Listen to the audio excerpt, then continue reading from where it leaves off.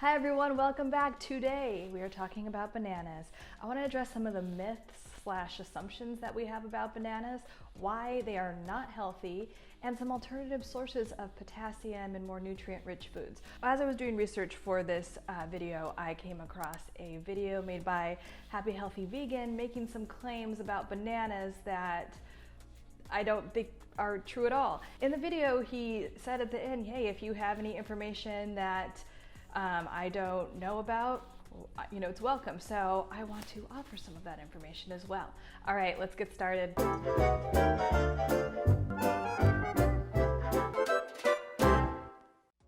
The first myth I want to address around bananas is that they are high in potassium. They're moderate in potassium, but for how much sugar and starch that they have, they are not a good source of potassium.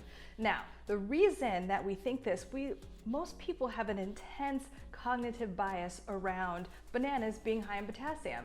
And this is because when they were first starting to be marketed, especially in the US, all these business guys were like, dude, we can make a lot of fucking money right now, but how do we sell this? And they're not a nutrient dense food. And I always say, if you, whatever you're eating, like per unit, let's say per cup of whatever food substance you're eating, you want as much nutrients in it as possible. You want it to benefit your body as much as possible. And so when these guys were trying to think about how to market it, the only thing it's kind of high in is potassium. So they're like, oh, it's a great source of potassium and fiber. Also the fiber thing, it's a moderate source of fiber. They have around 400 milligrams per serving, but things that have more potassium, like beef, pork, mushrooms, Swiss chard, most leafy greens have a lot of potassium. So does spinach, baked squash, avocado. And avocado, I could tell, is going to be the hero of this video, because it's just, especially with vegans and their banana consumption, you could just eat avocados. High in potassium and low in carbs, which means you could get the potassium without getting so inflamed. So back to this video I was referencing that this vegan guy made about bananas. I mean, he eats a copious amount of bananas a day, and I think he owns some type of shop where they make smoothies that have all these bananas. I think he said like something like 12 bananas like in the morning. That's a lot. That's a lot. And he asserts that, he's a thin person and he's like, oh, it just helps with weight loss. And I don't, first of all, I think that's a really dramatic statement to make just based on one person's experience, that if you eat bananas, you will lose weight. And most people need to bring the inflammation down in their body and have inflammatory diets, which is why they're inflamed and overweight. And bananas, when they are ripe, are full of sugar and starch, which inflame the body. So say you're a vegan and you want a plant-based food substance that has fiber and is really nutritious, eat a fucking avocado. Avocados have 10 grams of fiber, bananas have 3. Avocados on average have 21 grams of heart-healthy fat. Bananas have less than 1. Avocados have 12 grams of carbohydrates, and 10 of which are fiber, so you don't absorb those carbohydrates, so it leaves you with a net of 2 grams of carbohydrates per serving. Bananas have 27 grams of carbohydrates, most of which are sugar and starch. Avocados have 3 grams of protein, bananas barely have 1. The next myth I want to address is that bananas are a cancer-fighting food because they have TNF in it. TNF stands for tumor necrosis factor, which appears in the banana when the banana starts to turn brown. Okay, so when the banana is brown, there's more glucose and sucrose in it. So it becomes actually higher and higher in sugar as it gets older and has those brown spots on it. That's what's happening. And then they're saying that there's TNF in that. Okay, here's the thing. And when you Google it, all this like cancer research stuff shows up. Cancer thrives, it cannot live without sugar. It needs sugar, it needs starch, it needs all that inflammation in the body to survive. That's why you hear people going on, oh my God, I went on this like juice cleanse where I didn't have any sugar, or the all beef diet, or a lot of keto people like claim that, and it's true that because it's starving the cancer cells out of your body. So can get TNF from other sources. But here's the crazy thing. If you eat a sugary banana that has trace amounts of TNF in it, do you think it's gonna do anything? No. And I can't find in any of the studies where it shows how much, if it's like a significant amount, though it can't be if it's just in those brown spots. It's not enough to fight off cancer, especially when you're feeding your body more sugar so the cancer cells can continue to thrive in your body. If you want to decrease cancer cells in your body or any form of inflammation for that point, one of the best things you can do is intermittent fast. And I talk about that in another video, I'll link it below. But intermittent fasting and then keeping your carbohydrates low, just because carbohydrates are inflammatory and they lead to a lot of disease, especially cancer. The next myth I want to talk about is that bananas are not inflammatory because they're low on the glycemic index. And I mean, I really was searching for things on the internet to, prove me wrong, have some kind of counterpoint that maybe I didn't know about, and I couldn't find it, but I found some very manipulated research. So anyway, all these studies that indicate the banana is low on the glycemic index, they were done when the banana is green. I know none of you banana eating motherfuckers are eating the banana when it is green.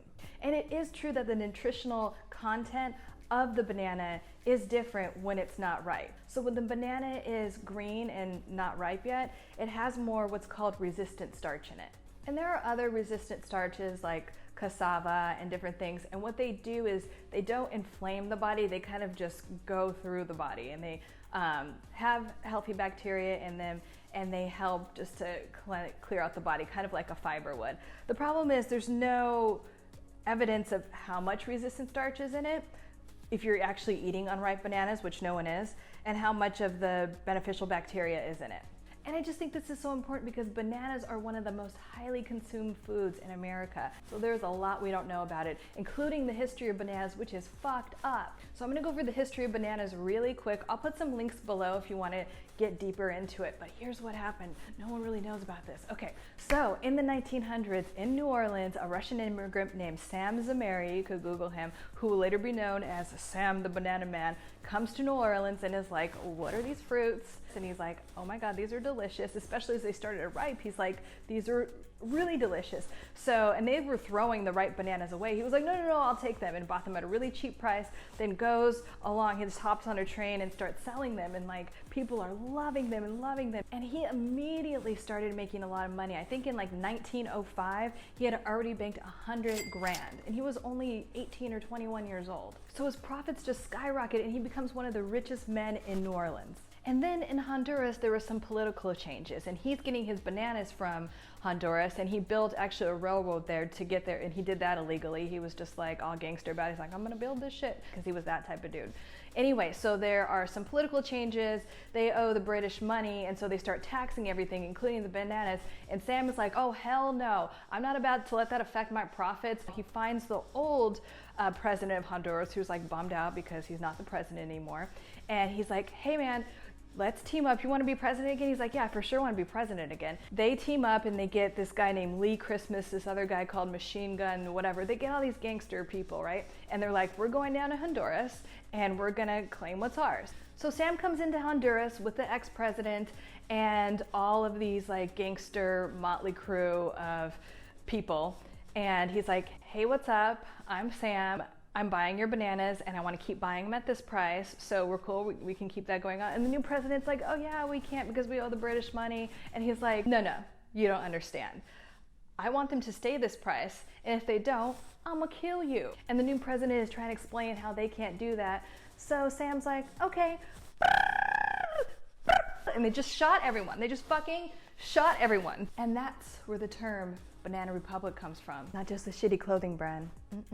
It didn't just stop there. From that point forward, even until this day, the banana industry has been a very corrupt business. In fact, at one point, after Sam Zameri died, one of the presidents of what would later be called the Chiquita Banana Company committed suicide. He fucking jumped off of a building because he couldn't handle like all the corruption and all the insanity that was going on. Google it. Also, if you care about the environment or how other human beings are treated, you shouldn't be eating bananas. So there's an article I found from Harvard, and I was just thinking about this also because of all the deforestation things that are going on and how sad it is. But due to the dramatic increase in banana consumption, there has been tremendous environmental destruction to expand the industry, as well as massive deforestation in Guatemala and Honduras. That is so sad. And let's talk about how they're treating other human beings. The Chiquita Banana Company and other banana companies are basically making the workers slaves. So they started a a home employee program that enables our employees in Honduras and Guatemala and Costa Rica to become independent homeowners. Though this initially appears to be a benevolent and empowering program, it gives Chiquita complete control over both their workers' jobs and houses. Under this program, when a worker loses their job, they lose their home. Okay, that would put the fear of God in you. As a result, Chiquita workers work under bad conditions, since if they were to get fired or try to leave, they'd have nowhere to live. And the political corruption. Listen to this. Despite the harm Chiquita is doing to the environment and its workers, the company is virtually untouchable because of its vast political influence in the United States and Latin America. Between 1997 and 2004, U.S. federal prosecutors proved that Chiquita had paid the equivalent of approximately $1.7 million to the United States Self-Defense Forces of Colombia in order to protect regions in Colombia which had high concentrations of Chiquita-owned plantations and communities. Shady! And that's just the tip of the iceberg. And I mean, let's say bananas are the most nutritious food in the world. Just because of that, the environmental impact and how these companies are treating people, I wouldn't consume them until that stuff changed. But they're also not that nutritious. So if you care about your health, the environment, or how other people are treated, please stop eating bananas. Eat an avocado, eat some more high quality meat and good quality fat, have some coconut oil, but just don't eat bananas, please. Thank you so much for watching, everyone. If you enjoyed this video, go ahead and like it and share it with someone. Leave a comment below, please. And don't forget to subscribe to my channel so you can get an update every time I post a new video. In the meantime, have an amazing day, and I'll be sending you lots of love and light. Peace.